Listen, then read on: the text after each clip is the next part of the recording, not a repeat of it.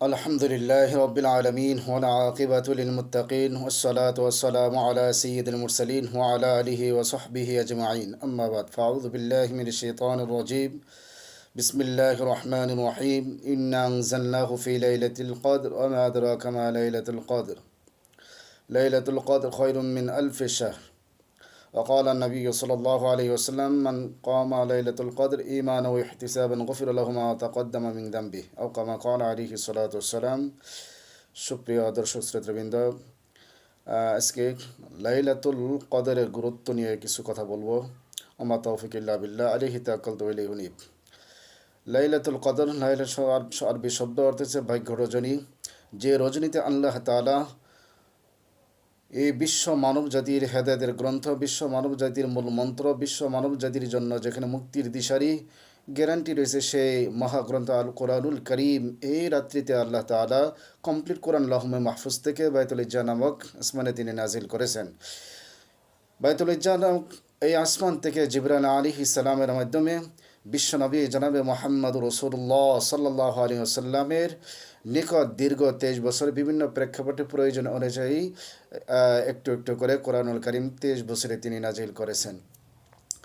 এই কোরআনুল করিমের কারণে এই রাত্রের যে মর্যাদা সম্মান বেড়ে গেছে। কোরআনুল করিম এত একটা মর্যাদাবান গ্রন্থ, এমন একটা সম্মানী গ্রন্থ, এমন একটি সর্বশেষ সর্বশ্রেষ্ঠ আসমানি গ্রন্থ, যেখানে পুরা মানব জাতির মানব মণ্ডলীর একমাত্র মুক্তির গ্যারান্টি রয়েছে কোরআনুল করিমের মধ্যে। সেই কোরআনুল করিম এই রাত্রে নাজিল হওয়ার কারণে এই রাত্রের মর্যাদা অনেক হয়েছে। এই মর্যাদার এই রাত্রের সম্মান, এই রাত্রে ফজিলত অনেক হয়েছে।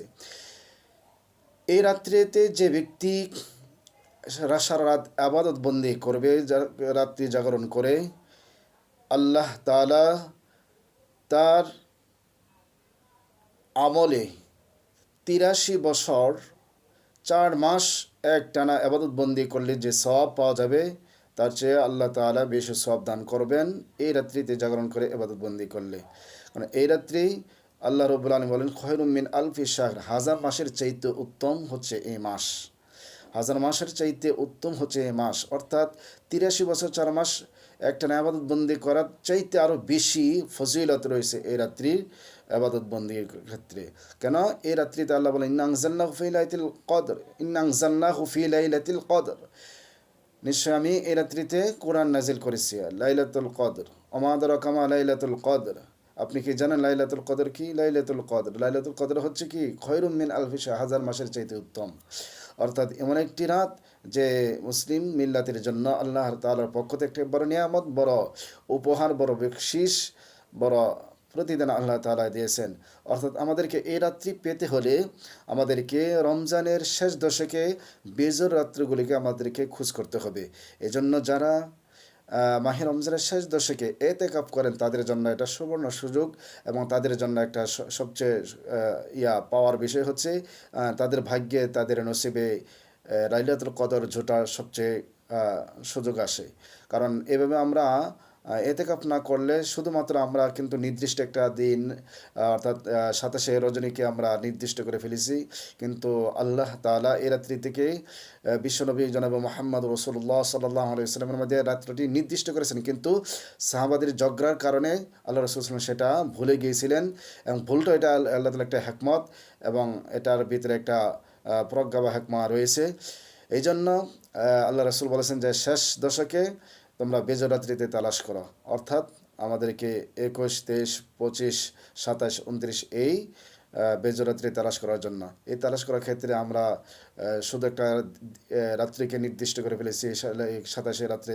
এছাড়া আমরা আর অন্য রাত্রে আবাদত বন্দি তেমন একটা করি না। কিন্তু যারা এতেকাফ করে শেষ দশকে, তারা কিন্তু এই রাত্রিতে জাগরণ থাকে এবং তারা আবাদতরত অবস্থায় থাকে। সেই হিসেবে তারা এই রাত্রের ভাগ্য, ফজিলত এবং পুরাটাই তাদের পাওয়ার সৌভাগ্য হয়। এই জন্য আসুন, এমন একটি রাত এ মাহে রমজানের এই লাইলাতুল কদর আমাদের ভাগ্যে সকলে নসিব হয় এবং এই রাত্রিতে জাগরণ করে আমরা আবাদত বন্দি করতে আল্লাহ রাসূল সাল্লাল্লাহু আলাইহি ওয়াসাল্লাম মান কামা লাইলাতুল কদর ঈমানান ওয়া ইহতিসাবান গুফিরা লাহু মা তাকাদ্দামা মিন যামবি, যে ব্যক্তি এই রাত্রি জাগরণ করে আবাদত বন্দি করবে, আল্লাহ তাআলা তার পিছনে আগে পরে সমস্ত গুনাহ মাফ করে দেবেন।